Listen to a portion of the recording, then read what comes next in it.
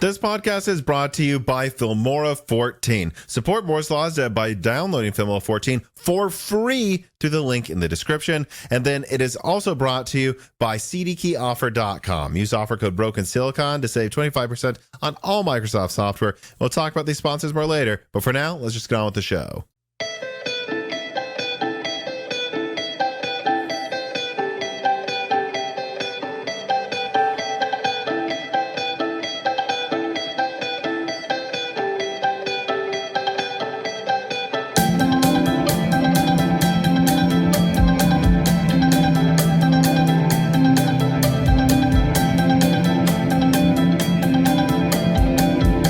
Welcome to Broken Silicon, a gaming hardware podcast. I am your host, Multi-Frame Generation Tom, and today I am joined by my co-host, Real Frames Dan. I like how, I'm sure you like how half of the time I just, in a split-second decision at the start, decide to come up with a theme where you now have to think of something that is on theme. Yeah, and if my title, I guess, how that functionally works. If my title is often sounds like a question, it's because I'm quickly trying to think of something that's related. I just start like a name a capital of an African country and like wait to see if you can come up with one at the same time. Then like, just call you stupid if you can in 2 seconds.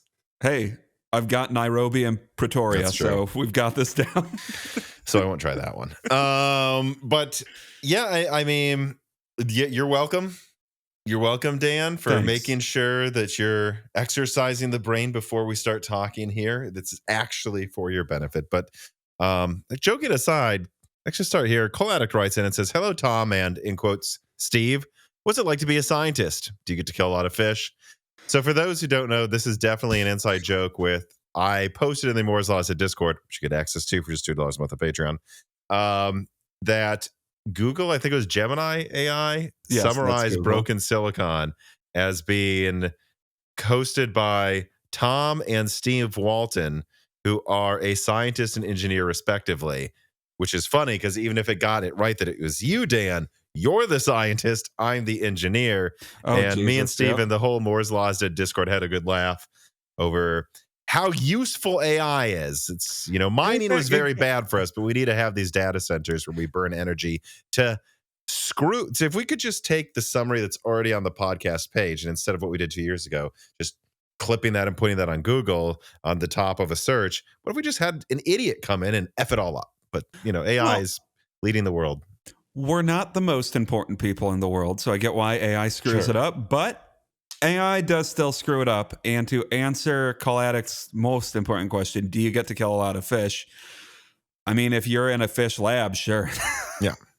Although from what I've heard, and again, before people get mad at you, these are not trout or like an intelligent fish species. It's quite the opposite. These are fish that seem hell-bent on killing themselves.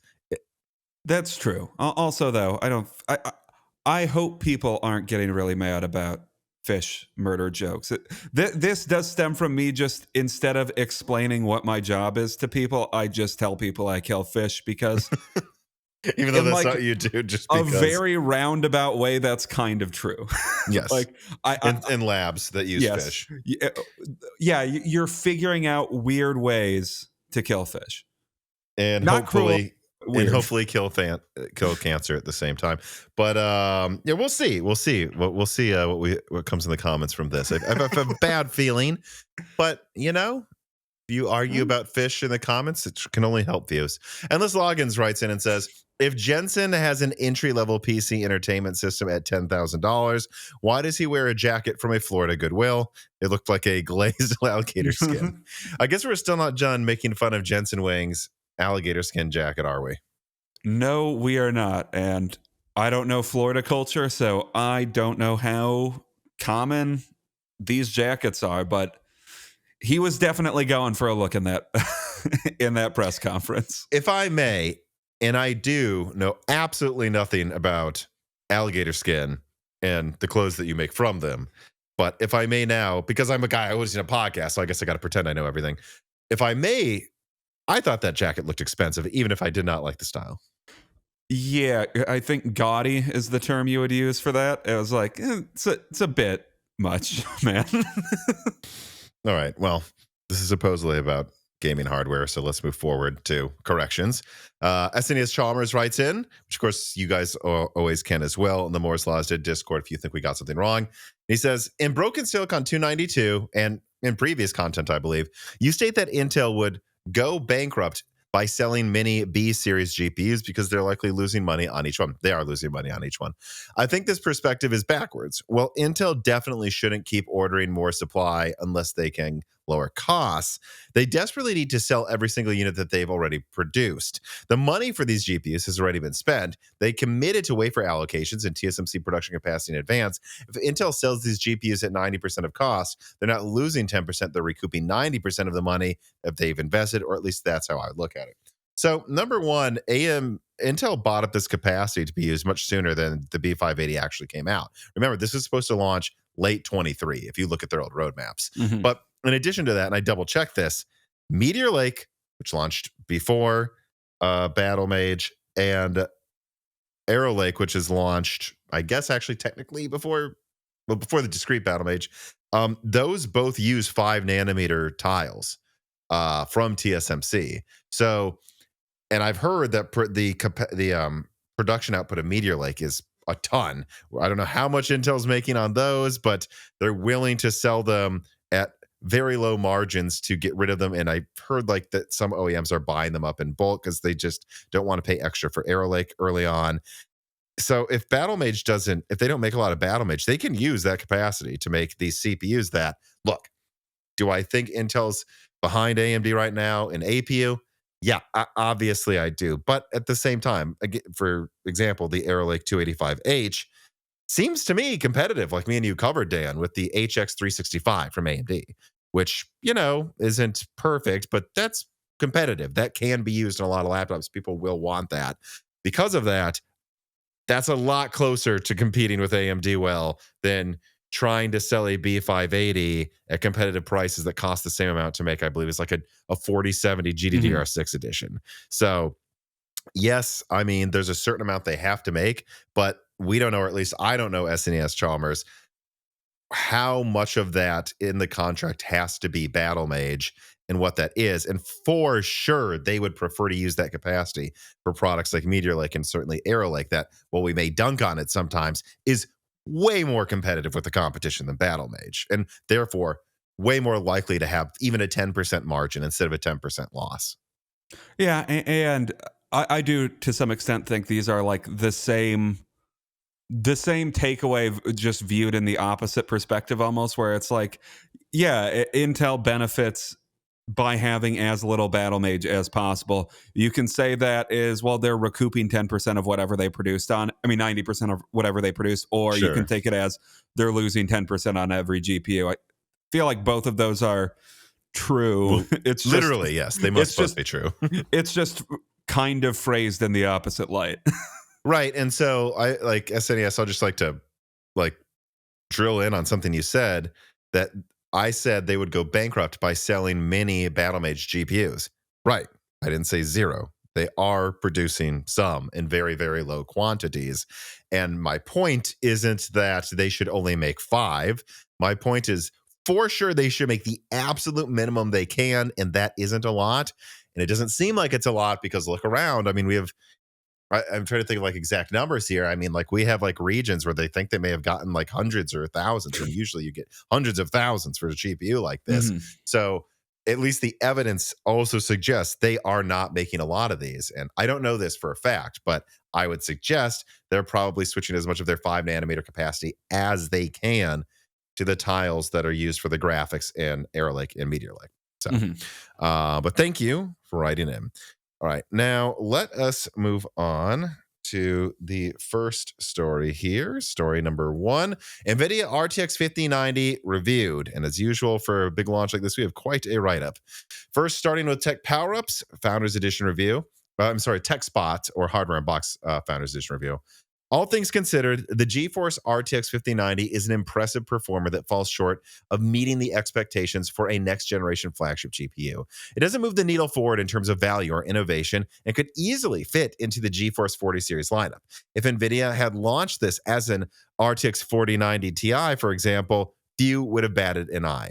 We understand that Nvidia couldn't do much given the limitations of the current process node. However, they still could have delivered a more exciting product series, conceivably. Even at a lower price point, maybe at $1,600, the 5090 would have been a far more appealing, still not amazing, but a far more appealing graphics card than what we have right now. Now, quoting from Tech Power Up, MSI's card, this is for the Supreme AIB review, AIB model review.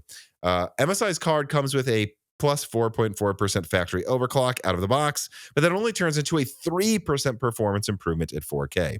Other cards tested today don't do much better either. It's simply that Nvidia has seemed to have mastered maximizing out-of-the-box performance for last generations, even without overclocking. Now, I really like the MSI RTX 5090 Supreme Liquid SoC. The water cooling makes things so much easier when it comes to the 600-watt Blackwell GPU that's reflected on the card's temperatures. Even under full load, the temperatures hover just around 60 degrees Celsius. Yeah, that is very impressive. So now my editorialization. Yep. The uncontested champion in frames rendered or hallucinated, but also in power usage and suction, both of cool air out of your case and money from your wallet, is here.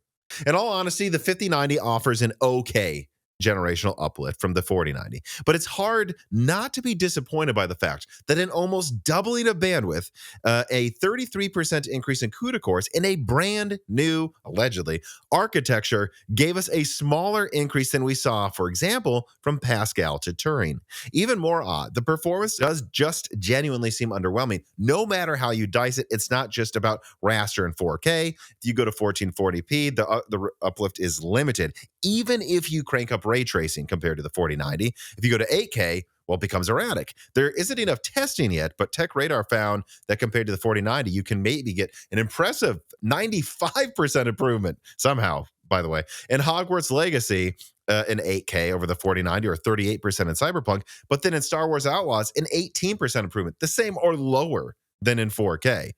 So 8K remains a challenge, even with upscaling. Because of that, it really isn't obvious that there's some CPU bottleneck holding back the 5090, or that you need to go into 8K to let the 5090 stretch its legs, which is something I do believe was true of the 4090.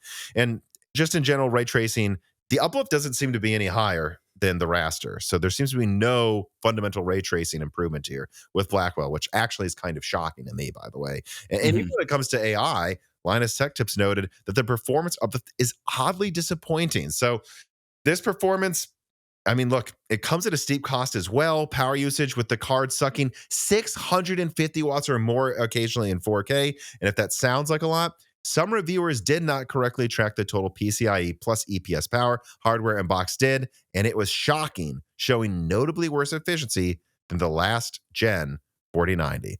All right, we already did a die shrink, Dan, where we had our initial impressions, but I think now we have far more comprehensive info and more time to digest it. What do you think of the 5090?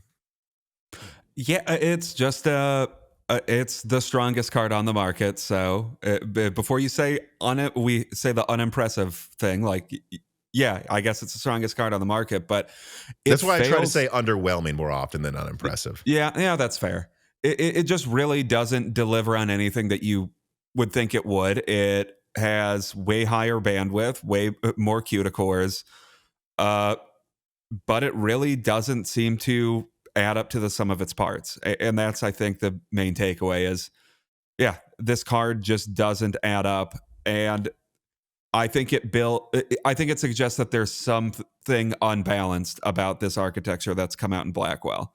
And the most interesting thing to me would be that, like, well, okay, maybe they're just sacrificing gaming performance, or AI gaming performance has taken a backseat would probably be the more correct way to say it. But it really doesn't excel in AI either, or it doesn't excel that much in AI compared to the 4090. So it's just, it seems like something is missing. And I think the $2,000 price tag is a bit bold given what they've released.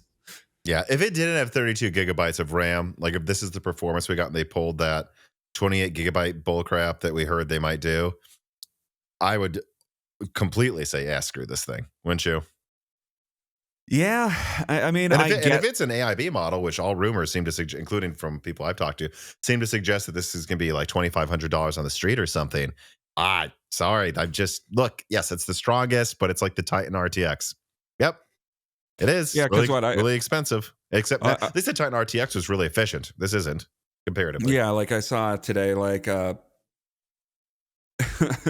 rumors that AIBs are saying the $2,000 price tag is a charity, is almost charity, which I don't know if that's true behind the scenes. Actually, AIB said that. Yeah, I'll go double check the claim to make sure I'm not overstepping. And we can cut this out if it's not. But I saw that headline, so we should leave it in no matter what. But okay. So either way, though, like if that to me sounds like it's at least suggesting this thing is going to be $2,300, $2,400 pretty frequently. Yeah, I didn't clip all of them because there were just too many, but I saw like Tech Yes City had a screenshot of what he was being told the pricing will be, and it like a lot of them like $2,700 adjusted. Like it was like ridiculous. And I saw that again. There's endless headlines about this. And look, will it sell well at that price? Maybe, but it just doesn't feel like a slam dunk here. I mean, the Forbidden AI Juice writes in. It seems a little forced. It says, hello, Tom. In the most recent die shrink, some patrons wrote in expressing a lack of surprise. The 5090 results weren't that much better, saying things like, well, it's the same nodes. Of course, it wasn't going to be much better. I'd like to add that I feel that completely ignores architectural improvements that usually we see get made here, which it seems didn't pan out for NVIDIA. Just look at how well Intel uses nodes for their graphics. That last comment was sarcasm, by the way. He wants to be clear. Yeah, I know. And I brought this up on the die shrink, which again, if you want as much content about this as you can get from us on it, I would recommend you join the Patreon and check out that die shrink and then go to this kind of a part 2. But I got to say that it reminds me of the Theory X, like the 7970 to the 290X, for those who want to go back into history.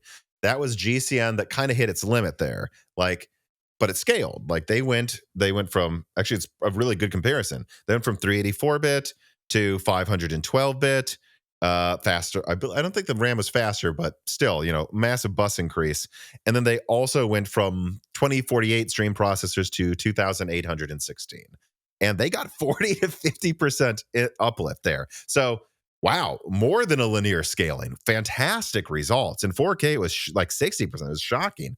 Then they go from the 290X to the Theory X. They put on HBM for more bandwidth. They go that 2816 to 4096, and they got like a 30% uplift. This just reminds me of that. Like it actually maybe even worse than that, where it's like you can't just say because they're using the same node it's not better. Look at look at Kepler to Maxwell. I mean, if you actually look at Titan Maxwell from Titan Kepler, I believe that's like a 35-ish, 40% uplift. And I don't even know if the die size increase wasn't, like, if you compare it now, isn't that crazy.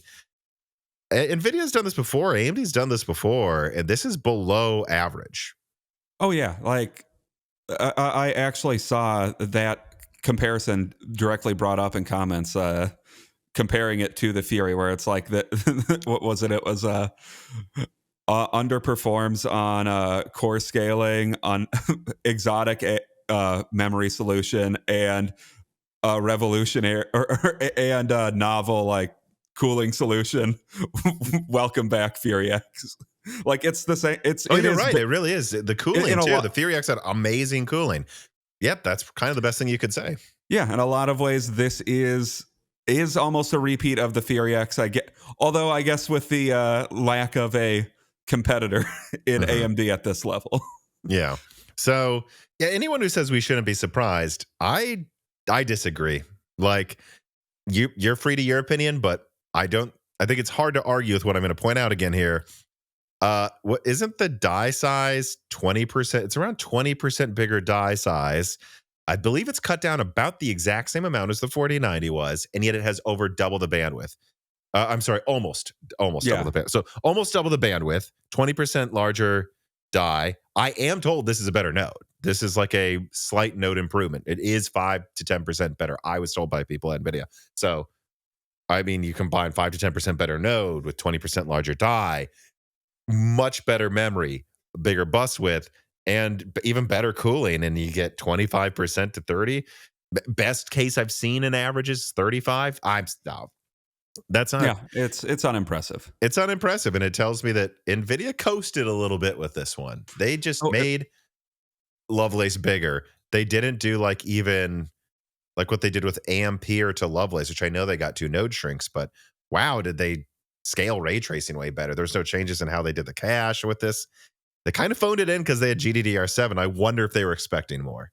Yeah, and I will just add, I saw this today from Tech Yes City's review of the 5090 that, because this was a thing I was initially curious about, and I guess I just missed it on day one, was he clocked it to 400 watts and it lost 6% performance in Space Marines 2, which that's not every game, but I think that's an interesting preliminary result where I was very curious, like, how much is this actually going to lose in performance? How much more efficient is it truly than like a 4090?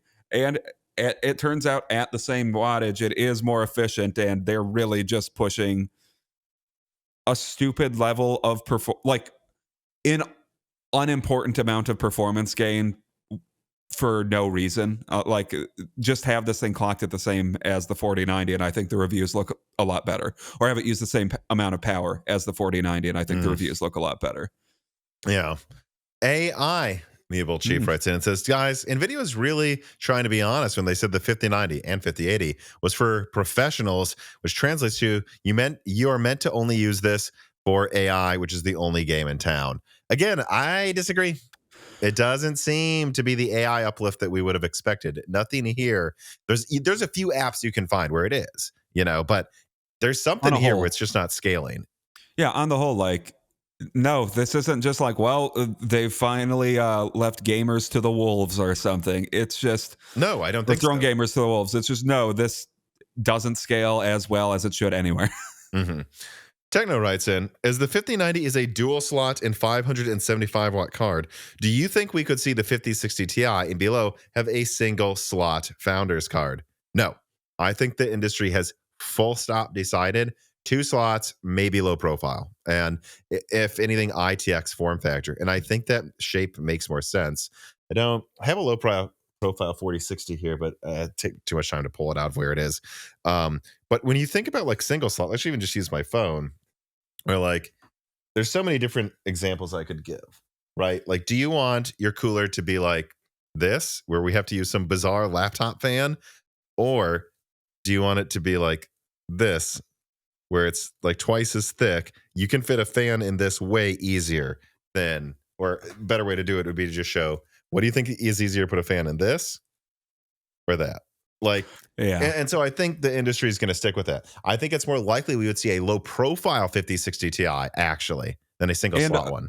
I think a world where we see more low profile cards is, I prefer that over a world where we see more single slot cards, because I don't really know how much you get out of having single slot models. But low profile, that's just a new form factor. But like, exactly, any mini ITX case is going to allow for a dual slot card. Right, so, right. A half length one. And there's more cases that build around low profile, which even that is kind of hard to come by. I might actually be reviewing. I've got it here. I just haven't decided how much testing I'm going to do with it. I have a low profile desktop case from Minis Forum with a low profile 4060. That's what it's in. And it's like, those are hard to come by, but they exist. We're a AIB to make a single slot card. What case is that built for? There almost aren't any anymore. There used to be. There aren't anymore. Yeah, it's just, I mean, yeah, I guess that's a chicken or the egg scenario. Like, is it all cases just allow for single slots? Is that because, allow for dual slots? Or don't allow for anything. Yeah, because that's just the design, or is this a better design? I mean, I guess it doesn't really matter. It's just everything is designed to allow for 2 slots. We're going to build, MSI is going to build this single slot 5060 Ti. Build it in, they will all build cases for it. I don't think so. I think just make it low profile, make it half length, or make it a normal sized card. Single slots become obsolescent. Yeah. Root Knight writes in, it says, since we are about to see the 5090 on the streets, and since every top NVIDIA card had something going with it since Pascal at best, what would you bet is going to be the major hardware defect this time? I'd be surprised if there was a big one. I mean, obviously, you always got to worry about this connector NVIDIA insists on using. But besides that, this thing I think was ready half a year ago. I would be surprised if there were issues. I don't know if they've ever had more time to prepare for a launch. Yeah, and I don't think it makes sense to predict what the big defect is, because it's always pretty random, and sometimes it doesn't happen, or a lot of the time it doesn't happen. Like there was a big thing made of the 7900 XTX's launch about there being a defect with the hotspot, and it was just there was a bad batch in GPUs, and that's just a screw up in manufacturing. Yeah. Should they have caught it? Yes, but it wasn't as big as like, I mean, I heard like the original 2080 and 2080 Ti and 2080 launches had huge issues with GDDR6 memory failing, so I guess maybe, could be a Turing situation again, but as of now, I don't expect really anything. It's just bigger. It's bigger glove lace, and they've had an extra 6 months to prepare it. I'd be very surprised if there is an issue.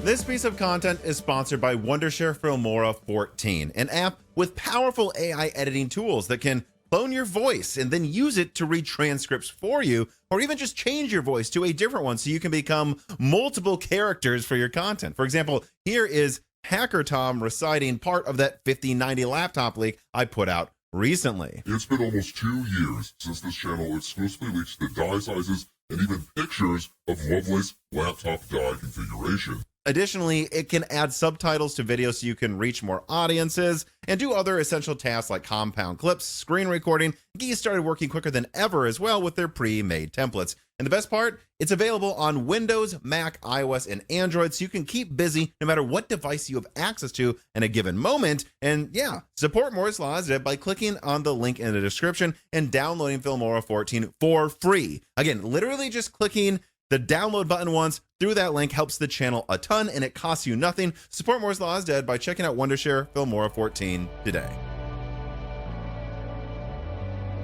All right, now let us move on to story number 2. Nvidia DLSS 4 reviewed. Quoting from Tim at Hardware Unboxed, ultimately, I don't think DLSS 4 multi-frame generation adds much value to the GeForce 50 series, and for most people, I don't think it's worth upgrading for. Certainly not unless the new GPU was providing something else like better performance per dollar. It's going to be good for some people, maybe even great for some people, but that group is too small a niche for it to bring value to the average gamer with an average setup, at least in my opinion. Again, this is Tim. Lastly, NVIDIA needs to stop blatantly misleading buyers by comparing 2 different frame generation configurations and then claiming they offer a similar experience to 120 FPS output from single frame gen and a 120 FPS output from multi-gen frame. It is worlds apart in both image quality and especially latency. And claiming that because the output frame rate is the same between the two, that doesn't mean it's the same performance, and it's a joke when it omits this relevant key information. Well, that was quick. Already, we seem to be able to conclude that DLSS multi-frame generation is not Blackwell's savior. The improvements in optical flow, which are available for the RTX 4000 Series 2, by the way, seem imperceivable, even to Hardware Unboxed Tim, who is used to evaluating minute differences in image quality. I mean, if he can't notice it.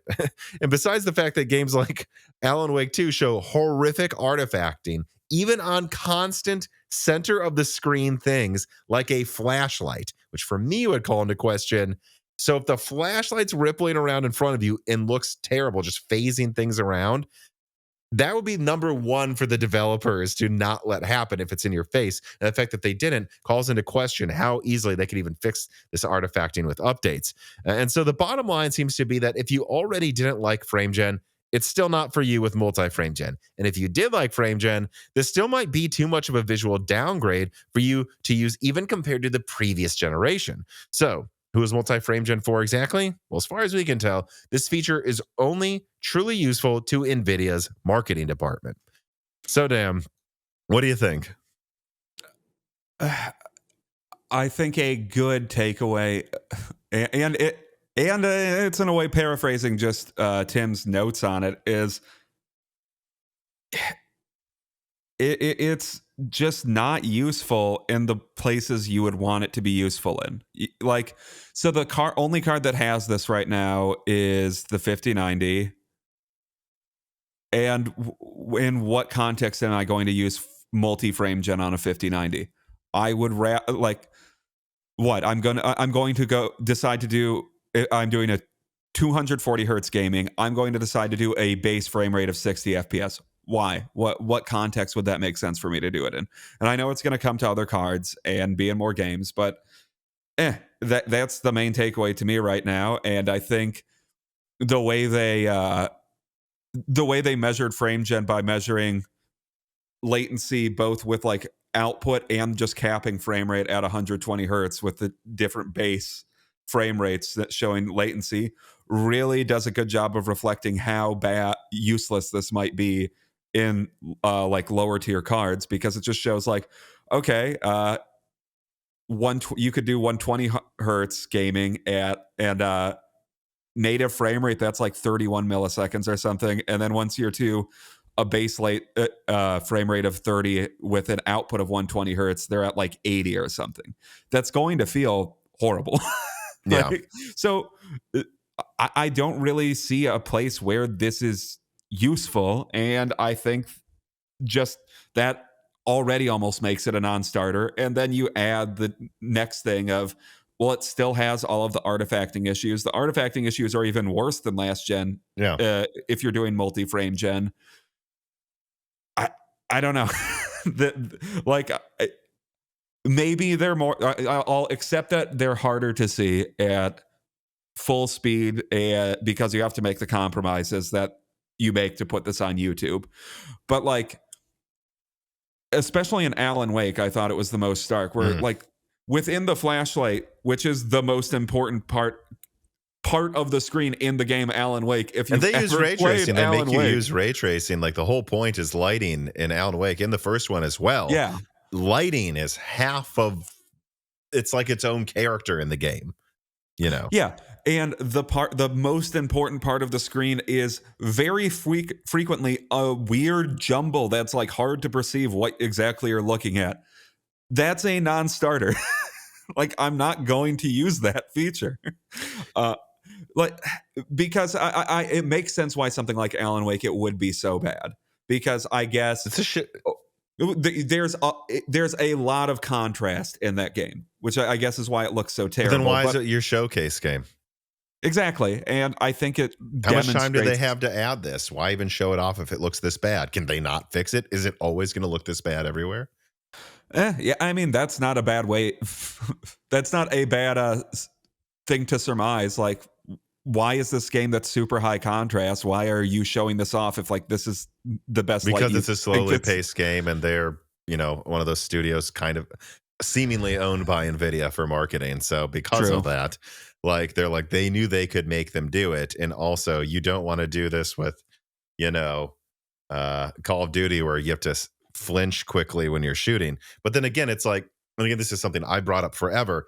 Yeah, okay, but then so if the only games where this makes sense to use are games where you don't care about latency, then that's a game that you wouldn't care if it was just running at like 40 frames a second anyways. Yeah, and that's what this ultimately highlights. The other thing it highlights is frame gen. It looks the best in when there isn't a lot of like big shifting motion or like things are standing still. Who cares about frame rate in that? It looks the worst when you're like turning really fast, when there's a lot of visual contrast on screen. That's when you want the highest frame rate. This is just like a weird, ugly solution to that motion blur almost always already solves in my eyes. Yeah, I mean, depending on who you. I know some people don't like it, but good motion blur can kind of do that for you. Yeah, because I don't know if you saw that in like the Hardware Unboxed frame gen analysis video. Like, there was a clip I saw of them playing Hogwarts Legacy, and like the candle, like there were like why can't I think of a bunch of candlesticks on like a railing. No, not a chandelier, but it was like mounted on a pillar. Okay. And there were like 20 or so candles, and they were just like, the flames were constantly disappearing and reappearing over and over. I think I again. did see that. That rings a bell. Like, it looks terrible. Yeah, it looks absolutely awful. And so, and again, like, okay, even if you want to have your 240 hertz monitor maxed out, I mean, look, man, I don't know what to tell you. Like, just do DLSS from quality mode to performance mode. And yeah, it'll be a little less sharp, but you won't have candles disappearing. It will be a better experience overall visually. And the good news now, your latency is actually twice as good. And I don't know. I just does not. I'm very surprised how bad it is actually. Like, because I can't believe they're just doing it again. It's like every DLSS comes out, and it sucks when it comes out. It kind of blows my mind that this actually seems worse than DLSS 3 at launch. Yeah, because to me, especially showcasing this with the 5090 at first, or that being the big card you reveal it with, multi-frame gen just isn't useful for the 4090. I mean, not 5090 in my eyes. Like, sure, maybe you're a person that's like, I want the highest output frame rate. Well, I think you can achieve that with just frame gen, like they're doubling the frames with interpolation. I don't really see a use case where it's useful with the 5090. Exactly. And even if we go down to, again, the example I can come up with would actually be for like AMD APUs. Like if you had an APU rendering native at 40 and then adding enough frames to fill up a 240 hertz laptop monitor. Although again, seeing how bad, if this were to not have a ton of artifacts, it'd be like black magic, and it seemed like it would be, but turns out it would have to be because it doesn't do it well. If it did it well, I get that for laptops, but it doesn't do it. So I can't come up with who this is for.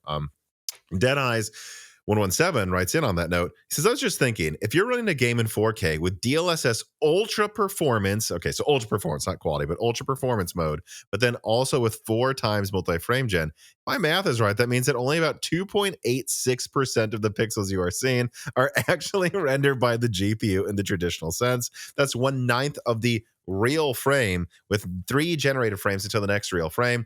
Obviously, it won't look remotely as good as rendering natively at the same frame rate, but I think it will probably still be impressive when you look at it from the perspective of, wow, 97% of the frames are AI hallucination, and it doesn't completely look like a Dali painting at all times.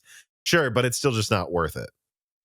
Yeah, it is an interesting thing to point out, though. But that's why it would be good for only APUs when they're really weak. Anything remotely powerful, there's a better way to get a better experience. Just turn down some settings and it will feel and look better than all of these compromises. But for like a Switch 2, could be a big deal. I don't know. Yeah, it is just an oddly like just turn down settings, man thing. Like it's just a way of turning down settings without saying you're turning down settings in some ways. And so NVIDIA can try to cheat with marketing. That's not a bad way to put it. Amiable Chief writes in again and says, Tom, do you think that NVIDIA, in retrospect, wishes they had shortened the duration between the announcement and the launch of the 5070? Is this giving people a little too much time, even for NVIDIA's comfort, to actually think through and realize BS marketing behind the 5070 and 4090 claim? I think it's an interesting argument. I don't know how many people will notice. You know, again, I have to point out it's a bit niche if you're following this, but I think rushing out a 5070 before everyone analyzes this sounds more preferable to me based on how they're just trying to basically just trying to lie and see if anyone notices. Yeah, I guess if we're proposing like a hypothetical, or what if instead the 5070 was the first card that came out, maybe. But to me, it's like, I think everybody that's paying attention noticed that these were dubious claims 15 minutes after they were made. And everybody that's not paying attention will just... I guess I don't know how people that aren't paying attention will react to the 5070, but I'm guessing it's not going to be all that impressive. In the comments, Moore's Law is dead is wrong again. The 5070 is stronger than the 4090. Oh, sure. Shit. You're very smart. I'm very excited. I'm very excited to be proven wrong, Tom. It turns out everything from the 5070... If it's stronger than the 4090, that means it's also stronger than the 5080 dipshits, by the way. No, Tom. What it turns out is the 5090 to 5070, they're all within like 15% performance. That's right. It actually it's just 1% weaker than the 5090. That's how they did it. With a third the specs. What are we even at this point? AI Amiable Chief writes in again. Says Tom will Nvidia, he wanted to spell it that way, do the impossible this time by delivering a healthy dose of both fake frames and fake MSRPs. Also, why does it feel like we're paying more for fewer fake frames as we go up the Blackwell product stack? I don't know. That's kind of what they're trying to do, though. But to answer this question, actually, let us just move on to story number 3. RTX 5090 and 5080 supply leaked to be near Ampere levels. With slightly disappointing performance and very disappointing new features, now comes a third piece of bad news for gamers that were hoping to be excited for Blackwell: low availability. Well, the 4090 had amazing supply at first and amazing sales. This time, NVIDIA is returning to their old tricks of basically not supplying anything at first while encouraging AIBs to sell GPUs well above MSRP, thus making the MSRP fake. And we kind of hinted at this all and talked about it a little already. But, I actually put out a leak about this. Over time, it's sounding almost exactly like NVIDIA's Ultimate Play leak that I put out there, that infamous leak that you're not going to be able to buy it, and that's by design. And if you want it, they want it to cost more. They're pretending it's going to cost $2,000 or $1,000. Which actually, on that note, I mean, some of my early pricing leaks for Blackwell that people will say I was wrong about was just based on looking at AIB pricing that was already planned, which was about $1,300 for most 5080s, by the way. So enjoy seeing how wrong I was once these actually launch. But I don't know, Dan. What do you think about this? Not too much. I mean, it's disappointing. All I can say is I hope consumers aren't impressed by the 5090 at large, and the initial day where it sells out immediately is followed by unenthusiasm about it.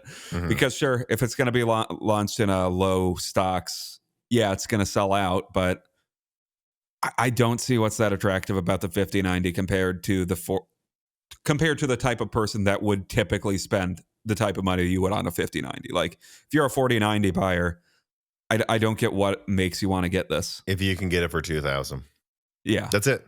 If I get it, that's going to be why I have it. Is that and for work, because I can sell my old one. But if you can find a used 4090 for 30% less or more, yeah, I just get the used 4090. Yeah, and even at $2,000, I don't think that's the limit. I don't think you should spend more. Yeah, it doesn't really offer much better performance per dollar than like a $1,600. To be fair, most 4090 sold for over $2,000. So let's just be fair about this. True. But yes, I know, and I was thinking about putting together new leak slides for this, but I don't think I need to. I mean, whatever I've told you about supply sounds even worse. I mean, take your pick from my quotes from my leak that I put out on like which ones I would add on to, but it's mostly just like more of the same of like someone told me, I'm trying to remember the exact numbers off the top of my head, like a retailer said, and what'd they say? I think they said, and this was a smaller retailer, that they got 40 4080s for launch day. And now they think they'll get 20 5080s for launch 2 months. Jesus. This is Ampere again. This is That's Ampere really again. Bad. This is Ampere again. It's going to be bad. The 5080 will have far more supply than the 5090. Some micro centers might not get one. Like, that's how bad the 5090 supply is. At least some smaller retailers. Yeah, so at least some smaller retailers won't, and I wouldn't be surprised if like some micro centers got like one. It sounds really bad. It sounds Ampere bad for the 5090, or honestly worse than Ampere, if you can believe that. And the 5080 sounds very, very bad, like kind of the 3060 launch, which, if you'll remember, did not really exist until the 6600 series launch when Nvidia had to compete with it. But yeah, I'm just hearing more of the same here. Very, very bad. What will be interesting, the 5090 is going to sell out. There's no doubt in my mind. But if the 5080 doesn't sell out, it's going to be interesting. I think it probably will, because it's $1,000 only, $1,000. But we'll see what happens with reviews this week. It's going to be interesting. It's going to be interesting. Yeah, I'm very curious to see how the 5080 stacks against the 5090. Or the 4080 Super. Or the 40. Just saying. We'll see. Let us now move on to story number 4 with more uplifting news. Moore's Law's dead leak suggests some form of FSR4 is planned for RDNA 3 and 3.5. So I'm just going to quote what I put out in a recent video. Although, this is a source talking to me, although I heard the initial FSR4 launch will only support RDNA 4, there's currently at least a plan to support RDNA 3 and 3.5 as well. Eventually, we being AMD, want there to be 2 branches of FSR4, one that fully leverages RDNA 4's hardware and one that brings as many of the newer features as possible to RDNA 3 and 3.5 by leveraging their more limited, but still far better than RDNA 2 and prior compute hardware to accelerate upscaling. And so there you go. Well, FSR4 might only support RDNA 4 at first, most likely. There does seem to be a plan to at least try to bring some sort of hardware acceleration to prior generations, which, in my opinion, is very important considering they're probably going to be selling RDNA 3 and 3.5 APUs for the next 4 years in some form. Oh, well, yeah. I mean, given the fact that some of their biggest ticket items coming out this year are RDNA 3 or 3.5 or 3.5. Yeah. RDNA 4 better, or FSR 4 in some way better work on them. But I also think backwards compatibility is always good. So good job, AMD. Yeah, but it kind of sounds like they're going to take FSR 4 and FSR 3.1. There's going to be like 3 forks. I believe, yeah, where there's maybe they'll still just call it the third one, FSR 3.1. We'll see. But like one for everyone. Move up one that can leverage some of the hardware acceleration capabilities of 3 and 3.5. They'll be very limited, but there might be a few quality aspects that are uplifted from doing so. Even if it's just 10% better, I think that's a nice gesture to the previous gens. And then FSR 4 is going to try to directly compete with DLSS 4. And it sounds pretty impressive so far. We'll have to see, but FSR X8. the FSR AI Max Pro 8. But yeah, and I think this is something that actually, the more that I think about it now, AMD just kind of has to try to do. I mean, I know they'll probably be to like RDNA 5 or UDNA APUs in about a year or two from now. But I mean, look at the way they rebrand and move things along their product stack. I mean, for sure, there's going to be like Kraken or Strix or some. I think there's a rumor that something called Eagle Point is like a Strix refresh, like Hawk Point was to Phoenix. Like they're going to have stuff like that in the bottom half of their stack for at least the next 2 years, and all of these people owning that. I mean, I think Intel Discrete is pretty much done, but they could keep making competitive APUs. I mean, I know I know there's a lot to be critical of when it comes to Arrow Lake, but some of their Arrow Lake APUs seem to have the same performance as slightly cut down Strix, which is, or I guess, I don't know what you mean by slightly, one tier above the top Strix, we'll say. And if Intel gets to a point where Xe super sampling isn't a complete joke and it's actually supported by everything, then AMD is over here with an APU that actually really could benefit from good upscaling. That's a selling point for Intel. What if Nvidia has APUs? What if they will that support DLSS 4 or 3? And AMD is like, you get 3.1, unfortunately, for 90% of our APUs, even 2 years from now. I don't think they can afford to do that. They've got to try to make it get something decent. Well, yeah, I mean, AMD is still to some extent rebranding, so they all of their architectures have longer tails than maybe you wouldn't even call them tails. Some of them are. This is just what we're selling years later, even if we have the way more advanced architectures coming out. Yeah, they need to support all of those architectures for longer amounts of time because they're selling all of those actively for way longer. So yeah, not much else to add to that. Again, this isn't a promise. It'll happen soon. Not even entirely a promise it will happen, but this person I spoke to about this seemed to think it should in some form, which is exciting. All right. Let us now then move on to story number 5, a story that had its notes updated many times over the past week as this script was prepared. RX 9000 performance and supply leaked by Moore's Law is dead amongst a last-minute delay to March. So almost 2 weeks ago, this channel leaked that RDNA 4 benchmarks that looked incredibly impressive. Both the 9070 XT and 9070 performed competitively compared to the 7900 XTX and XT, respectively, but also did so with significantly better ray tracing and notably better power draw. However, what is less positive is that this news now seems to follow a confirmation from AMD that they will be delaying RDNA 4 to March. David McAfee of AMD confirmed as much on Twitter. However, this does make some sense, as NVIDIA itself is yet to launch a competitor to RDNA 4. Remember, I know that you can say AMD isn't competing with the 5090, but until the 5070 is out, NVIDIA is not competing with the 9070 XT either. And even if they do launch it before or around RDNA 4, I mean, look, and are they actually going to make a whole lot of them? I don't know. So the delay maybe isn't as, the launch for RDNA 4 isn't as rushed as you might think. But indeed, with this situation, we couldn't help but contact our sources at AMD to see what's going on at Radeon. And leaked in the video again, there was a consensus that there is simply a strategy shift going on right now at Radeon, with one source saying we can't keep obsessing over NVIDIA's launch schedule. The last straw that drove Radeon to this decision seems to be driver development crunch that they don't want to do again with their people like they did with RDNA 3 that caused burnout. It caused some people to leave Radeon.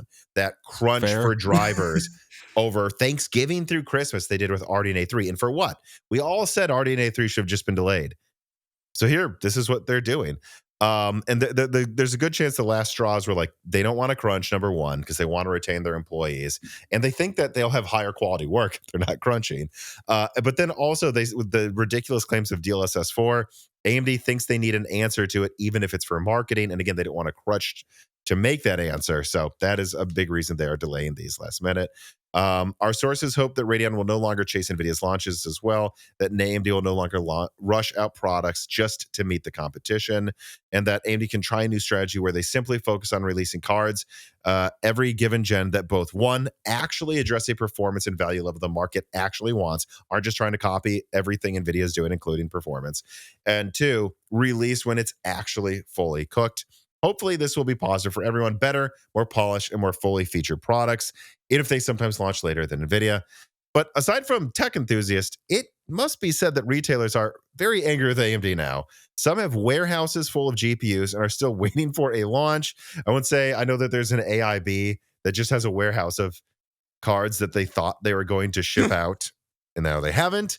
And then in addition to that, there's other AIBs that, as pictures have shown online, and I was told by someone at Micro Center, there's some AIBs that have literally just, I think one of them is Sapphire, just shipped them to Micro Centers already. And now the Micro Centers are like, I guess we'll just hold a month's worth of stock of AMD for free. Good Lord, AMD. So from that perspective, this still seems very odd and sloppy. But speaking of sources, I actually wanted to do a addition to this leak today. Another source reached out to me after I put that video out, and I'm just going to quote here. Gerard can put this on screen. This is a new leak.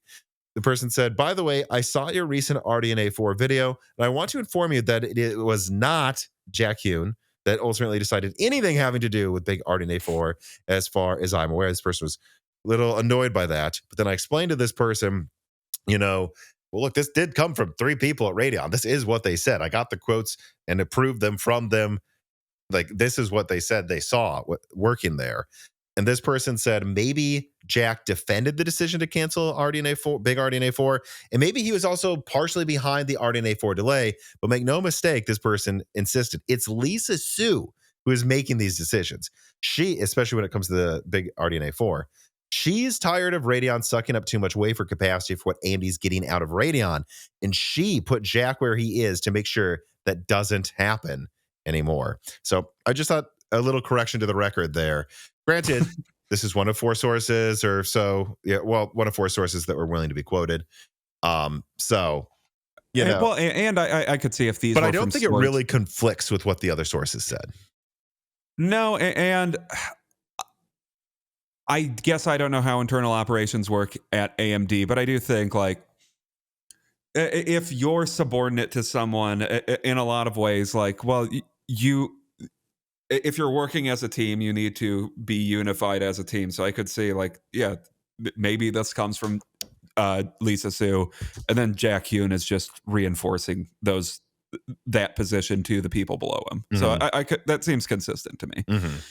And I would just say there could be a lot more coming out of me with like future Radeon roadmaps and strategy changes and stuff. But I'm going to take the time to do that research properly. And I think a lot of it's riding on if RDNA 4 is successful. I think something going on right now is, Lisa said, if you can make a big card that takes market share and that we can also sell to AI. Again, look, this all happening at the same time. Cancellation of big RDNA 4 and like this delay to make sure it's polished, but also, you know, they're merging RDNA and CDNA.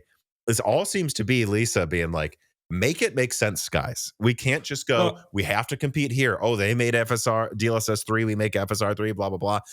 Make a product that works when it launches, make it polished, make it get good reviews, make it make some level of profit.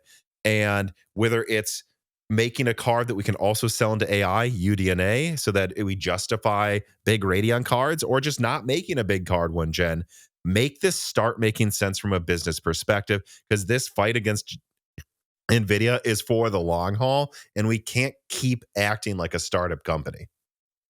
Yeah, and it makes sense. Like, their big money maker these days is Zen. Why wouldn't we put most of our or as much of our resources as we could in Zen? On the same hand, like, Radeon has to keep existing because Radeon benefits Zen products a lot, and it benefits the console market a lot, which they're also hugely involved in. But I don't know why you would dedicate a bunch of resources to to producing a big Radeon card when that's not really what the company benefits from with Radeon the most. It's APUs, it's APUs and console chips. And then there is this discrete graphics market and like AI cards, which the fact that it's like, well, we can't really use our gaming cards for AI. RDNA 4 is a lot better at AI, so there might also be a part of RDNA 4 here. Although this decision would have been made years ago, of course, because you know. But it's still like you can kind of see the strategy was developing, where it's like, no, RDNA 4 has to be good at AI. It has to be good at all these things, because we got to be able to sell it into 2 markets.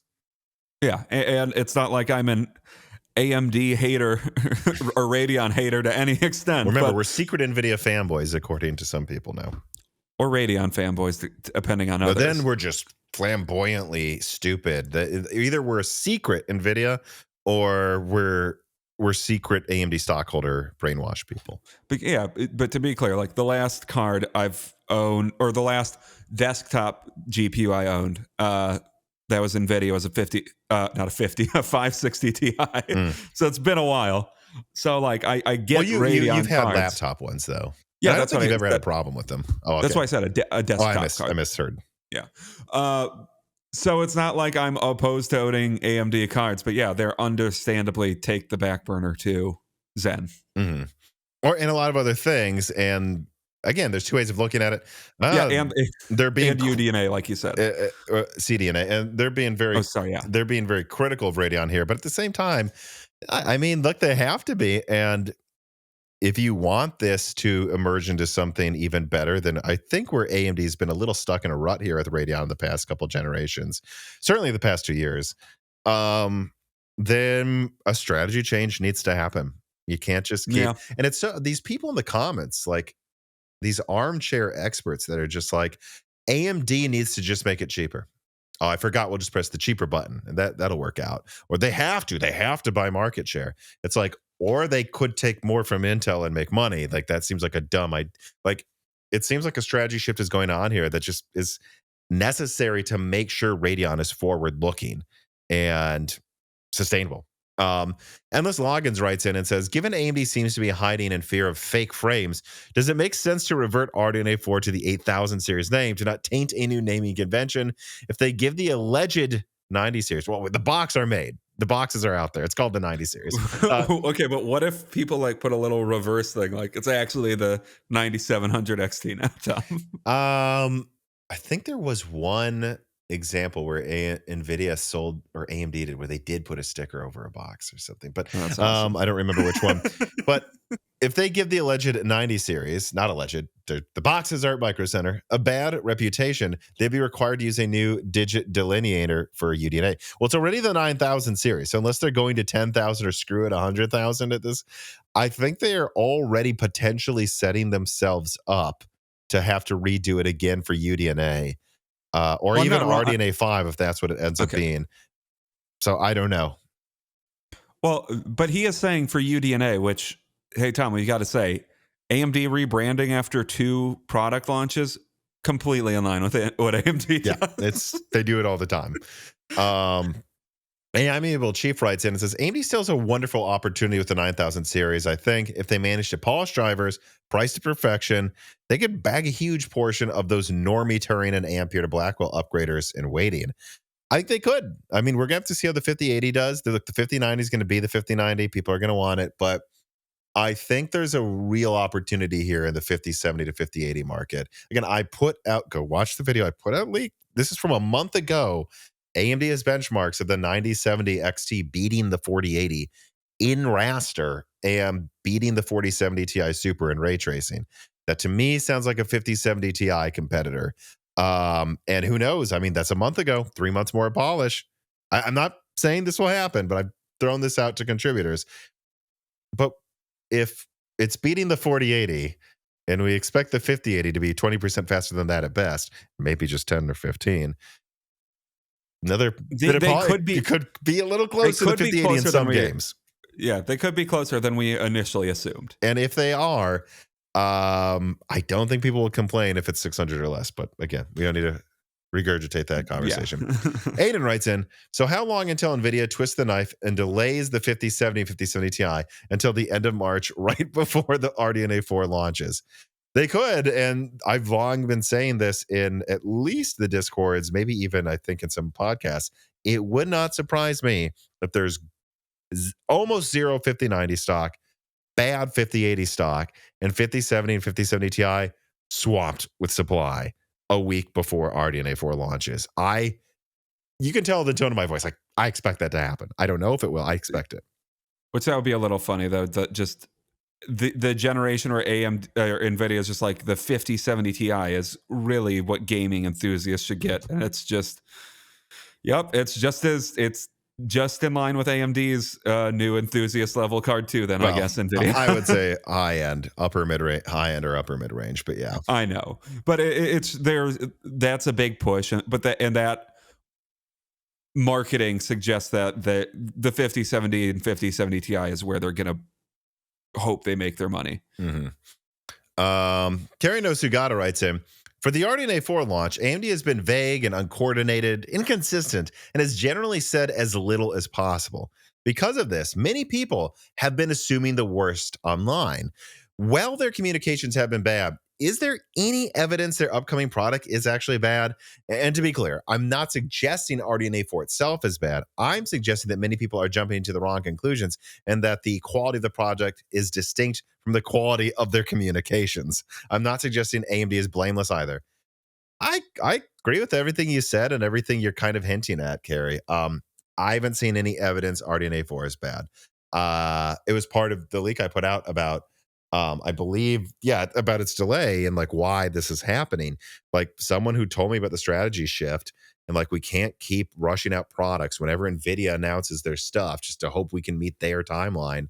The person said, I want to be clear, I'm very excited for RDNA 4 and think it's going to be a hit. So the enthusiasm for RDNA 4 is cautious optimism, cautious because they think they are too optimistic about RDNA 3 and they felt a bit burned about that one. So no, I haven't heard anyone say it sucks. Actually, this might be the least complained about Radeon generation I've ever followed behind the scenes. And that's not to say RDNA 2 is pretty good, but if I remember correctly, professional apps basically just didn't work with RDNA 2 for the first 3 months. Gaming was pretty solid, and I know Adored TV covered RDNA 1. Was a nightmare, but you always have to be careful when people behind the scenes say, oh, this card is a nightmare, because it's always a nightmare to build the drivers for it first. before it's done and before it's out. And and there have been examples where they're like, this is terrible, and then it launches, it's fine. But I haven't heard any complaining about that. I heard about the drivers basically being done late last year or mid last year. Like, I'm not kidding. I remember me bringing that up, don't you, down at Broken Silicon? I kept saying, from what one person told me, the software is pretty much done.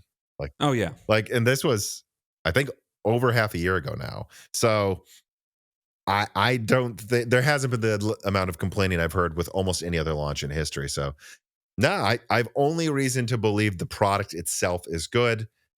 They just, their marketing and communication needs to improve. I mean, did you see, Dan, that very chaotic marketing on accident this gen? Like, I think they've kind of accidentally unveiled it a few times already. You see, there was a tweet that came out, I want to say a few days ago, that said, get your whatever 9070 XT today at Micro Center. So they had scheduled a tweet and forgot to delete it. Yeah. AMD's marketing, do a little better, because I don't know what's happening. This piece of content is brought to you by CDKeyOffer.com. Near the end of 2024, Dan built a new PC with a fresh install of Windows 11 on a blazing fast Gen 5 NVMe SSD. And of course, that code for Windows 11 came from CDKeyOffer.com. And we've been using CDKeyOffer.com at Moore's Law for a very long time. I use it for my office software on both my desktop and my laptop, and that's because they're reliable. They've always been there for us, and they offer reasonable prices for Microsoft products that are usually set, in my opinion, at monopolistic pricing. And they're actually having a big sales event for New Year's right now. So if you're looking to get the best pricing on Microsoft software or games or other products on their website as well, please show support for a company that's shown support for the Moore's Law is Dead team and community for years by using offer code BrokenSilicon to get 25% off all Microsoft software and Die Shrink to get 3% off everything else. So support Moore's Law is Dead by checking out CDKeyOffer.com today. All right, let us move from one chaotic launch to another with story number 6. Intel Battlemage B570 10GB reviewed and launched. Quoting from Tom's Hardware, it's nice to see a new graphics card that has a theoretically budget price of $219. We'll have to wait and see how things develop over time, though, as ARC B580 has been sold out and overpriced basically since it launched last month. Hopefully things calm down soon and prices drop to MSRP levels. Could the same thing happen to the ARC B570?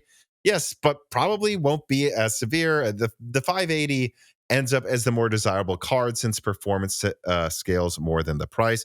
For most graphics cards, you typically pay 20% more money for 10% more performance at the stack, rather than 12% more for 18% more performance in this case. We haven't talked a lot about drivers this time as well, though, but as with the B580, there are definitely anomalies and issues that need fixing. Some games underperform, others crash on a regular basis. This is the Intel fine wine argument they keep making, but we think most people would likely prefer to have something work when you buy it. And Hardware Unboxed had a very similar review as well. So look, the B580 has launched to pretty indifferent reviews to bad ones. The driver bugs are still there. And after the B580's MSRP was proven to be fake, despite the naysayers, reviewers aren't taking the B580's $219 price tag as a given either. And last, with Blackwell launching right now, reviews have also remembered, finally, that Battlemage isn't competing with Lovelace or RDNA 3, so they are no longer buoyed by the hype and false hope. Intel's GPUs remain as irrelevant as they have been from the start. Don't forget that start was DG1, not DG2. All right, so yeah, this happened, I believe, right after the last news episode, so somehow it's fallen into this cycle almost 2 weeks after it happened. But, here's our chance, Dan, to properly talk about the B570. I honestly don't have that much to say. It's cheaper than the B580, but the MSRP is fake. The supply I saw was worse. I did cover it. I just cut it from a video I put out. I forgot which big one it was, but it was that got over 100,000 views and it was already getting long. And I'm like, we're axing the B570 stuff. Who cares? The thing doesn't exist. I saw like maybe half the availability of the B580. I mean, my take on this is kind of just Uh, I almost had a big brain take for a second Ooh. where I saw like, is it the better budget card because it loses less performance in weaker CPUs? But yes, like it matters less that that you're not getting what you're paying for unless you have a 9800 XRD as much. Yeah, and that was mostly. I'm still That's your bringing it up Galaxy because brain take. It's an interesting one. I guess it's worth noting. It's mostly just being snarky about like, well, this is stupid, but both of them are also really stupid. So I guess at 250 versus this is 220, right? Yeah. Yeah, I guess I still think the B580 is better because it has more RAM, even if it brings the price performance more into the alignment, into the expectation you would have, where the B580 is only 8% stronger with a 5600. Yeah, and I'm just looking at the hardware unboxed review, and what this is all in 1440p, right? So it'd be even worse than 1080p. But like random game, I just scrolled through the review on TechSpot. Plague Tale Requiem, the B570 seems to tie. Yeah, this is a game where there's not a big performance loss from the 9800 X30 to the 5600, but it still ties the 7600, slightly beats the 4060. And again, it was crashing though, so like big deal. Like you're still trading something there. Yeah, and there is less of that CPU issue because the card itself is just weaker. But you can still find games where, okay, yeah, here's one. War Thunder, where when you go from the 9800 X3D to a 5600, Jesus, you go from 330 frames to 182. You go from beating the 4060 by like almost 10% to losing by 40. I mean, what a swing. And I know you would say that's at a ridiculously high frame rate. Sure, but I mean, that is below 240 hertz now. This goes from maxing out 240 hertz to not maxing out 240 hertz and having, Yeah. wow, and having frame times cut in half. So actually, this is a problem for a 144 hertz display as well, which a lot of people will be playing this esports game or, War Thunder on a 144 hertz monitor. And it just doesn't make sense. Also, I don't know if this will eventually be a league. I don't hear good things about the future of XE Super Sampling too. I just don't know if they have the staff and budget to continue to support it. Like, it basically doesn't work still. Developers tell me. Well, that was the one almost positive thing coming out of Intel's graphics division. So that's unfortunate. But I don't know. I don't just want to hate here. I mean, any further thoughts on the B570? No, not really. I mean, if you're looking for a B570, I don't know, man, get a 7600 or a 7600 XT if you can spend the extra money. Yeah, I'm trying to see. It is in stock. It's in stock on Amazon for $10 above MSRP with 1 month shipping. Let me see what. Like this thing, I don't know, man. There's still an Acer model that's available on Newegg for $250. Again, now we're at $250. Now you could get a 12 gigabyte 3060 that will be a similar performance for the same price. Yeah. Like, so it's just not there. Yeah, there's a $230 Sparkle one that's still on Newegg too, but it has one review that's 1 star, so it's probably just a mad person. And then, although that doesn't speak very well to its how well it's selling. It's available for $230, and there's 1 review on it. Yeah, or not availability. That doesn't speak too well for its demand. Right, and I'm just. Yeah, I don't see it in stock at multiple micro centers. I'm checking, which they just tell you online. So, yeah, again, from what I saw when I analyzed the launch availability, which to be fair was about 2 weeks ago, seemed to be maybe half as many as the 580 at most, maybe even less than half. And that one was already a vaporware launch. So this thing doesn't exist, guys. I don't think I'd pay more than $200. Looking online, nobody wants it and nobody's stocking it, really. Yeah, so there it is. Yay. Hate on us for just reporting the news, please. Let us now move on to story number 7. Nintendo Switch 2 kinda revealed. Going here from Forbes, Nintendo finally ended the excruciating wait for an official Switch 2 reveal. It was right on schedule too, with the trailer going live on the day Nate the Hate, Tom Warren, Jeff Grubb, and several other industry insiders predicted. And all those other leaks, from Genki's physical mock-up to the colorway and dimensions, were right on the money. So the Switch 2 is here, and it's exactly what we expected. By delaying the launch, Nintendo has lost all control of the reveal of their next-gen console, whether they like it or not. Since we covered all the leaks already for a year now, and since we therefore already know what the capabilities are going to be, let's look at the reveal itself. It is interesting how much in the reveal Nintendo placed on backwards compatibility. On their Switch 2 webpage, the first text of the trailer is that Switch 2 will play Switch 1 games. I think there were rumors it wouldn't. That never made any sense to me. But with an asterisk that some may not be compatible. I don't know which ones.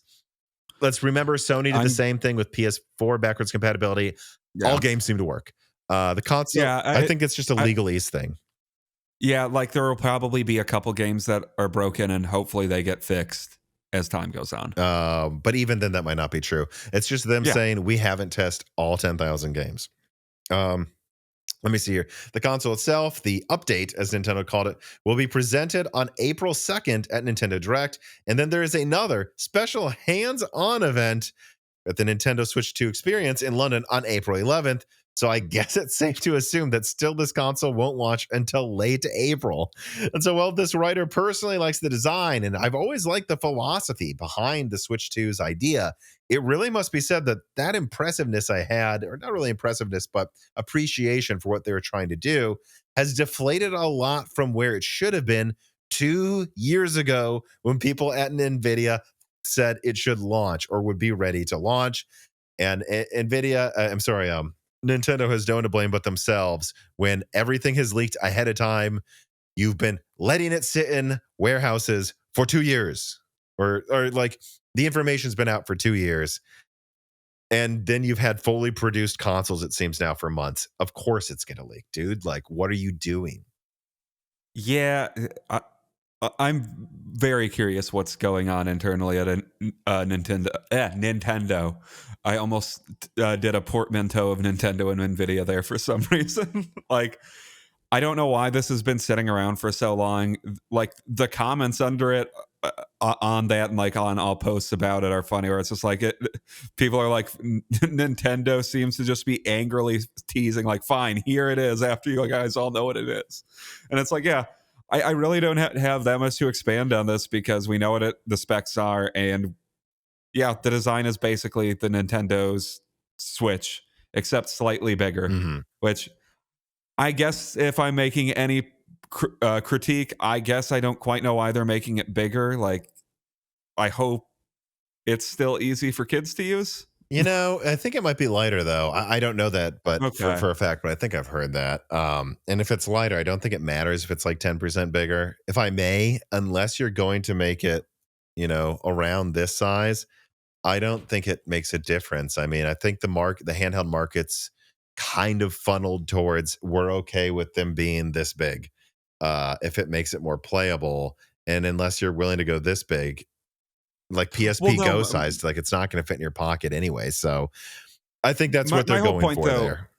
It is presumably a lot of the people that this will be bought for is not saying everybody that plays a Switch is a kid. Get them mad. By the way, everyone mad this episode. It's going to be one of those episodes. I'm not saying the Switch is bad or it's or it's only a kid's toy, but it will be a kid's toy in a lot of contexts. And I just hope it's not too big for kids to use.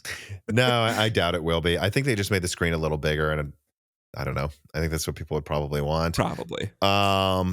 PRTDBNME writes and says, "Hey, Tom and Dan, I'm hoping that both of you and the rest of the Moore's Law Z team are all in good health and have no poop under your shoes after Hideki Kamiya and the rest of Japanese Twitter started cursing Nintendo Switch 2 leakers because they spoiled the surprise. Consider this message to have an anti-hex property and keep up the good work."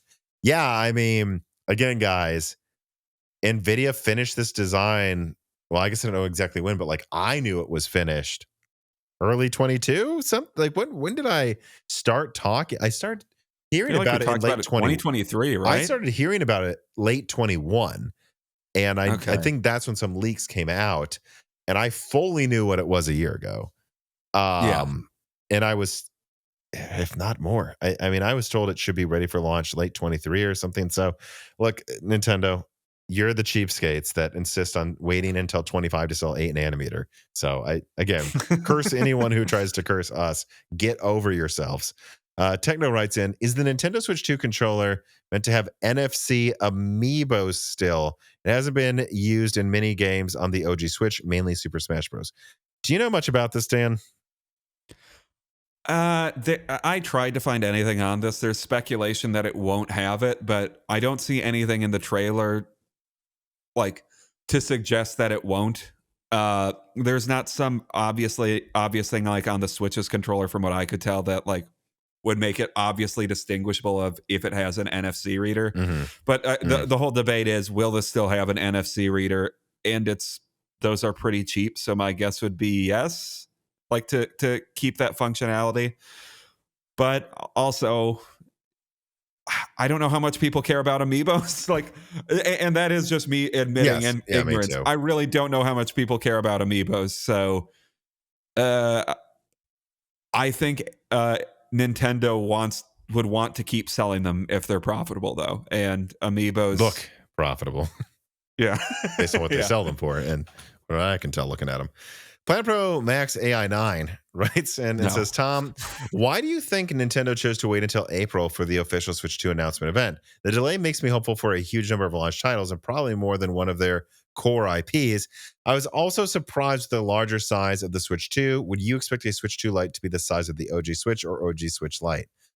I would expect it to be the same or smaller than the because my girlfriend has a Switch 2 Lite. I feel like that. Switch Lite. Yeah, a Switch Lite. Yeah, she already has a Switch 2 now. You know how I learned about all of its features.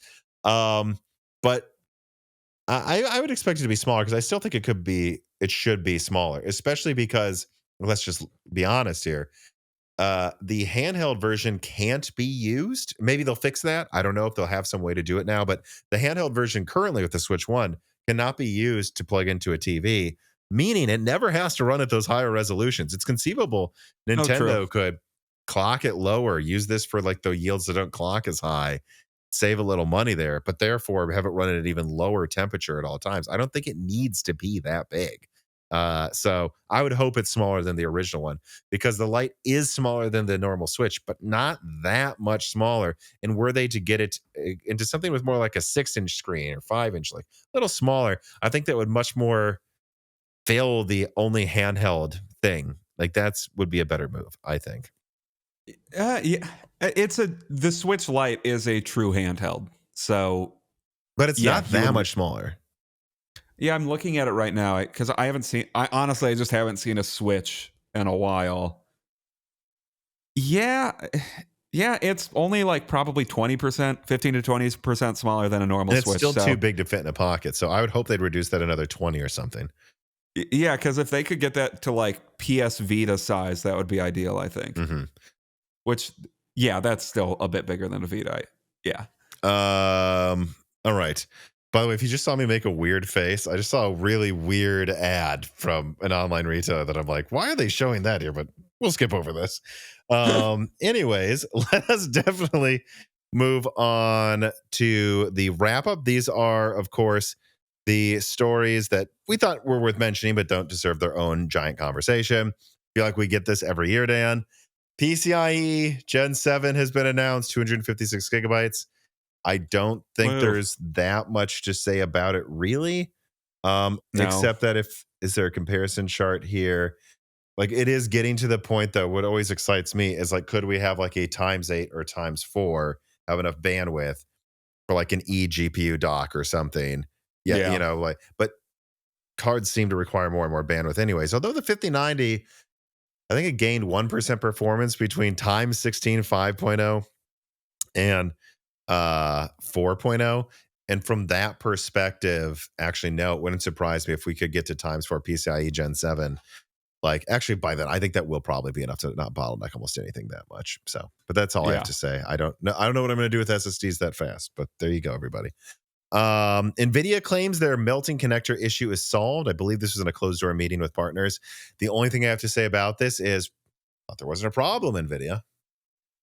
No, it is a little funny. Like if you've followed it online, the melting connector issue never really went away. It just kind of took a backseat as the hysteria died down. That like, yes, this is a minor issue with the card's design, but no, the reason your PCIe connector is damaged is because you keep on plugging it and plugging it back in to check if it's damaged. Yeah, I know those, a lot of them. Also, this was interesting. Nvidia put out a pretty good video explaining their evolution of cooler design and like how they've gotten to a point where they can cool a 600-watt card with a normal sized 2-slot cooler. And in it, they confirmed the 4-slot Titan that this channel leaked and said, yep, we never released it. It exists. And but it influenced our decision making and how we like optimized airflow for the new coolers anyways. And I've long held that they did that to see what they could get away with, and just kind of as a Skunksworks project to see, can we cool 1,000 watts? And if the answer is yes, then if we ever really needed to, we could do that. Although I think it more interesting would be if they could do the version of that 4-slot cooler that's like sideways and has like an air tunnel through it, but make it 3-slot. If you can make that 3-slot, that's interesting to me.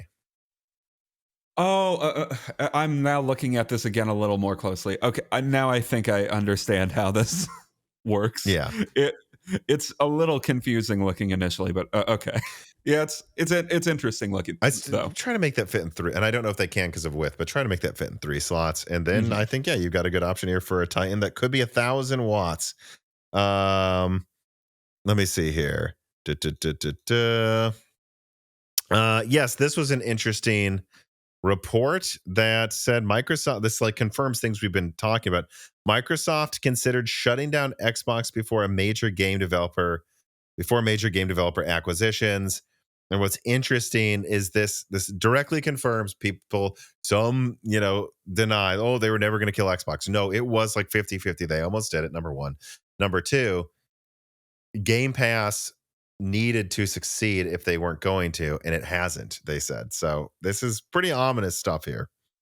Yeah, and I think developments that we've seen since then have clearly shown that I think Xbox as an autonomous entity within Microsoft I think they're being put in line. Like one of the last big, like I've said this before on I think probably 2 or 3 podcasts ago, like one of the last big announcements about Xbox was from Satya Nadella and not Phil Spencer, and I think that's meaningful. Yeah, the less you see of Phil, and the more you see the true suits, although Phil's a suit, come out and talk about Xbox without even really talking about gaming, just like, yep, and here's Xbox, bye. The more it's like they're just kind of winding down Xbox as much as they can now, and it's just kind of done there.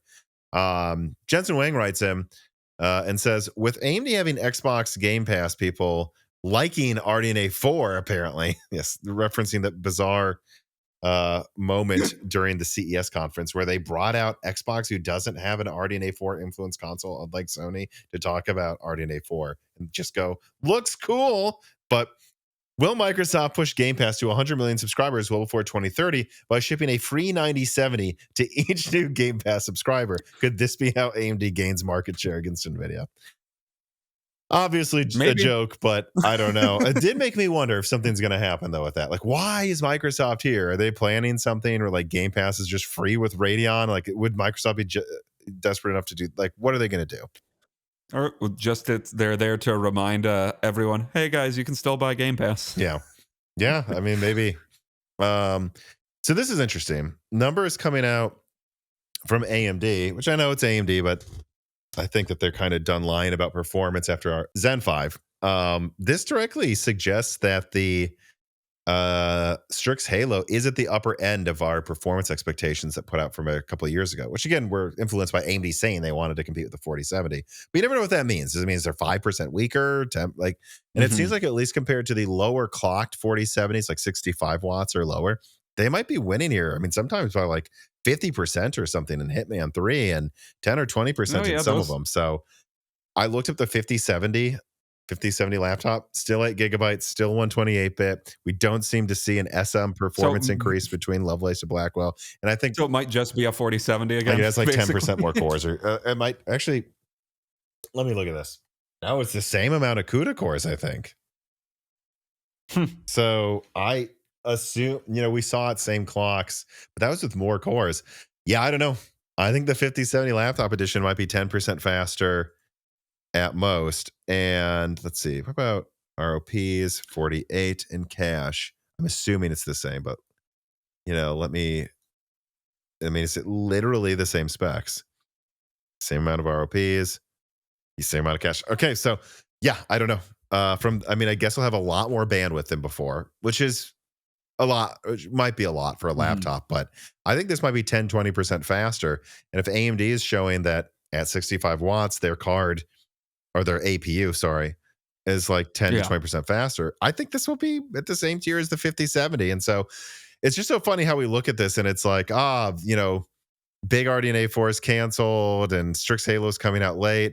Turns out Blackwell's at below expectations and AMD still might be more competitive than we thought.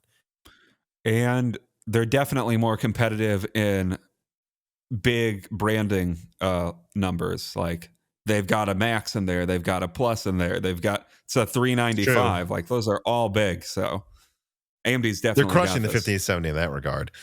All right, let's get to the final reader mails. AI independent George writes in and said, why did AMD stop using artist names for their CPUs? I always thought that it added a bit of class to their lineups. Also, what the F is Granite Ridge? Well, Ridge is what they've been using for like desktop socket stuff for a while now. Ridge, I think they use it for APUs at 1.2 to a degree, like Raven Ridge, I think it was. It's been a while that they've been using Ridge. I know, but they used it for APUs too a couple times. So I don't know. And then they had artists, and what I have asked people this. But so first to answer your question, what's Granite Ridge? Granite Ridge is Zen 5, right? I believe. Is it Zen? I think so, yeah. We have to check. Everyone will call us stupid because they. Well, according to AI, it is the 9000 series. Let's see if it got that one right. I know, we can't trust it. Yes, that is Zen 5. I remember correctly. And there was a Ridge before it. There will be. I think there may be a Medusa Ridge, or we'll see what the Ridge is, or some new rock name Ridge along with Medusa Point. I don't know. But you saw this happen with Phoenix, they believe. Yep, they went from Rembrandt to Phoenix, and I guess someone at AMD thought it was more fun to use mythical creatures for APUs, and that's just what they're doing. So all the time, and when I ask people why they do this, there's some degree where you just get to make a decision if you get promoted to manager, and every now and then they let people have a turn naming it. I've heard. Oh, like someone's making this decision. It's not like there's like some decoder like thing they turn, and it's like, and it says the next is the Kraken. Like there's someone just wanted to call it Kraken. And I do kind of like how Nvidia's been pretty damn consistent for its entire existence, or at least since Tesla, I think. Right? Or is that the first? Yeah. I mean, it's been consistent since Tesla. Like everything is some scientist's name. So I don't know. That's just how they do things when they want to do things, and they can just randomly decide to do that. Deadeyes 117 writes in and says, I've seen a lot of disappointment around the 9950X3D not having both CCDs have Vcache. So I'd like some clarification on something. The whole point of Vcache is that cache has a much lower latency than accessing data from RAM, right? If something like a game then is trying to run on all 16 cores, wouldn't that end up triggering a lot of inter-CCD communication, which incur a significant latency penalty? Not as big as accessing RAM, I'm sure, but I think it would be enough to cause problems. At this point, it seems like even if you had Vcache on both CCDs, the 9800X3 would probably still be faster for gaming, right? So what would be the point? Am I misunderstanding something here? The big win for games would be if AMD upped the core count of their CCDs, right? So it's not entirely true. If you program your game correctly, and like I think some of like the APO thing with Intel is this, like knowing when to put the cores that need to communicate a lot.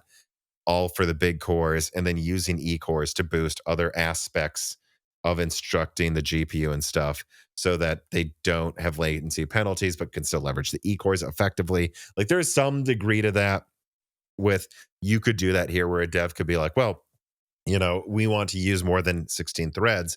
And so we prioritize the most important ones first, and then the least important that won't have the penalty if it goes to it. Vcache would help with that. And it would just help with edge cases and efficiency. If AMD perfects the scheduling, though, there will rarely be any benefit ever. But it still would technically remove some edge cases where there would be a bigger than not performance hit. You'd still want to schedule most games to put it all on one CCD, though. But also, it would improve efficiency. And there would be some apps where it would still just help more. And it's just unfortunate. But yeah, he asked, would the core count of the CCD increasing be the bigger deal? Absolutely. And that's why I think 12 core Zen 6 with unified 12 cores with Vcache could be massive uplift in gaming in some scenarios. Well, and that's why I think once we're finally to 12 core CCDs, the 12 cores might finally be interesting. Yeah. Like the 7900 X3D could be, or not, 10900 X3D or whatever the hell they call it, could be the new gaming king if that's all one CCD.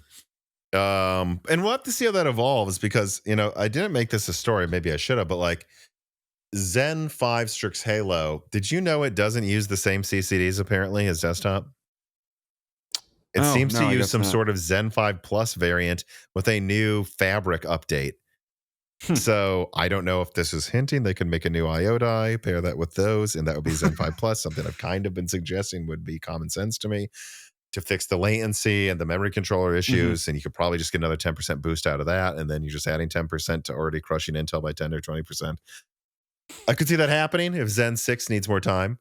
But, that also might have been borrowed from Zen 6. And we'll see if not only does Zen 6 get a gaming benefit in having higher core count CCDs, because you put the whole game on now 12 cores, but who knows if also it can better communicate between two of them as well. So I think there's a lot to look forward to in the future. And now I am not even talking about what Deadeyes asked us. So I think it's time to end that. And that means when I start rambling and forgetting what I was talking about, that it is time to end the show as I'm getting tired. But that is the entire script there, Dan. I'll do what I always say. Thank you for watching and listening, everybody. Make sure that you subscribe to Moore's Law is Dead on YouTube. Ring the bell button there so you actually hear about upcoming leaks. A lot of intriguing AMD stuff I'm getting access to now. And you're going to want to make sure you're subscribed to see that. And then, of course, subscribe to Broken Silicon on your podcast app of choice. Please give us some more reviews on Apple Podcasts. We could use a lot more there whenever there's a bunch of reviews there. And whenever you subscribe to us there, it boosts us in the charts, and then other people find us that maybe don't even know about us from YouTube. It does happen, believe it or not, and that does help get us new ways of reaching different types of people. And then consider supporting us on Patreon as well. A new die shrink just came out looking at other opinions we have about the RTX 5000 series. Really goes a lot into what to expect out of the future cards, actually, in Blackwell that haven't been released yet or announced. And so, again, that's just the lowest tier. And there's another... Well, I think there's literally another 142 die shrinks in addition to that one you get access to if you join us at the lowest tier. You can ask us questions. I think Vex is going to be the next guest, then Hardware Unboxed. So we got a lot of big guests coming on, and you can ask them questions if you join us there. Dan, any final words? Smash that like button. Smash that button. I don't know what I just did. No. I'm done. Make everyone mad. Goodbye, on this everyone. episode. All right. Goodbye, everybody. This podcast was brought to you by the YouTube channel and website Moore's Law is Dead. Moore's Law is Dead and Broken Silicon are trademarks of their creator, Tom. That guy is me, and I am indeed the creator, editor, writer, and showrunner of Moore's Law is Dead podcasts, videos, articles, and other media. However, it's not just me. Moore's Law is Dead is a team, with Broken Silicon co-hosted by my brother Dan, audio editing by Gerard Cortez, renders being done by the industrial designer Jean-Philippe Clermont, and special assistance is also provided by Carmen Cry and Carrie Nosugad as well. Find all of our information at www.mooreslawsdead.com on the About / support page in the event you do want to hire me for consulting work, hire Gerard for audio work, hire Jean-Philippe for industrial design work, or you're interested in working with Carbon Cry or Carry No Sugata as well. You can also find our long-term sponsors on that page if you want to show them some love for putting food on our tables. Or you can also mail us some love. You can send letters or hardware donations to the following address: Moore's Law is Dead, P.O. Box 60632 in Nashville, Tennessee, zip code 37206. Although, to be honest, the best way to show Moore's Law is Dead some love is to support us on Patreon. Patrons are what makes Moore's Law is Dead content truly possible. Every month, and really every day, depending on who you're talking about, me, Gerard, Dan, and Jean-Philippe are working tirelessly to provide a steady stream of content that we could not keep doing unless we knew the work was possible without being reliant on sponsors dictating every little thing we put out. Don't get us wrong. We love our sponsors, but we love directly working for you, our fans, much more. If you have any extra money, even a couple free dollars a month, consider supporting us directly on Patreon. Those couple of monthly dollars will get you access to the exclusive podcast Die Shrink, voting on subjects of future podcast episodes, the ability to ask guest questions, and of course, access to the Moore's Law is Dead Discord full of like-minded people who I am sure would love to meet you. I am one of them. Additionally, higher tiers get access to early, ad-free episodes of Broken Silicon,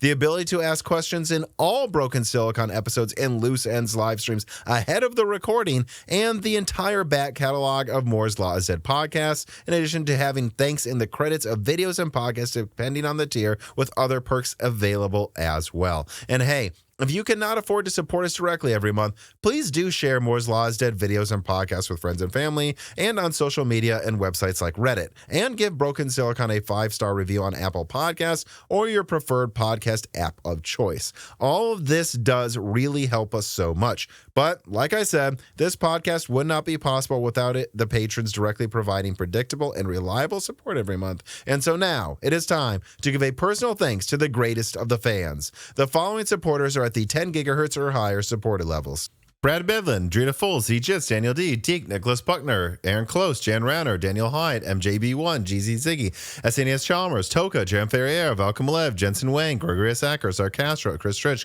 Evan Dingle, Compressed AI Blocks, Hal Buma, Shredbird, Sammy Malas, Jordan Simkovic, Julian Leak, The Boss Haas, Chrysantine, Jonathan, Franco Frederic, Jake Dude 23, Jake Martin, Zlicky, Nithru Zink, Meat and Pork, Tim Robb, Ian Clifford, Travis Gooding, Mad, Zutsu Taylor, Stephen Coates, Greg, Michael McGee, Patty Cakes, Jamie Witters, Gamers Unite, Amy Chief, Mark Mitchell, Tommy, Aisha, James Anderson, Mark Raidmaker, Cole Addict, Cameron, Henry Shang, Wesley Sager, Michelle Pell, Exapuma, Mai Sharona, Reginald Ari, Teak Autumn, Winwing, Windstar, Corey Leonard, James I. Raider, Little Germany, Shay, JSMH, Milton, Melodic Warrior, Brett Jones, Chuck Glidden, Mac Daffy, Stephen Dick, Justin Bustle, Austin Haggerty, Joe Foot, Brian Scanlon, Hardland, Jensen, Angima, Joseph Kelly, Slushbah Himsagung, Tails 2299, Mia Valverga, Sisyphos 7771, The Forbidden Juice, Brian Wright, RB Racer, Alex Vega, Dr. J Mad, 3D, Michael Cozy, John Swin, Jeffrey Gentleman, Crystal Joe, Albert Gunn Keekum, Solarize 80, Thalo 215, Matthew Marlowe, Brian P, Sprutnik, Who That 42, Coin Serpento, Went to Hell, Richard, Omega Doge, John Wick Boomstick, Mr. Tiger, Poshlin Hotes, Curry King 3, Nick Zuzmania, Sakosha, State Farm Snake, Rye Hill, Chi Bowles, Kevin Kuntz, Stoff, Armand, Vakatura, and of course, thank you to Sahara for the music.